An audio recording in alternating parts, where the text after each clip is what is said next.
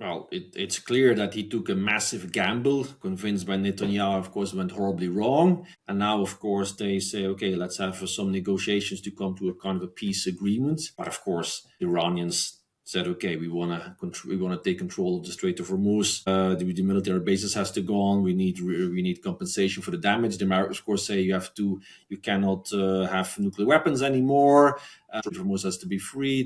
These two positions are miles away from each other. And of course, that's of course the Mm. first round of negotiations. That's why the reason why, of course, they can't come to an agreement, and it will take much longer. So, in my opinion, what's happening now that the war will go on somehow for sure. And of course, Trump is Mm. going to now put a blockade on a blockade, right? Blockade the blockade. But Yeah. eventually, Iran is not going to talk about denuclearization. They're not going to talk about we give the Hormuz, we give it up. That's finished. That conversation is gone. That ship has sailed. The world has to go to accept that the Strait of Mm. Hormuz is going to be under control, and these guys will have nuclear weapons. That thing has changed.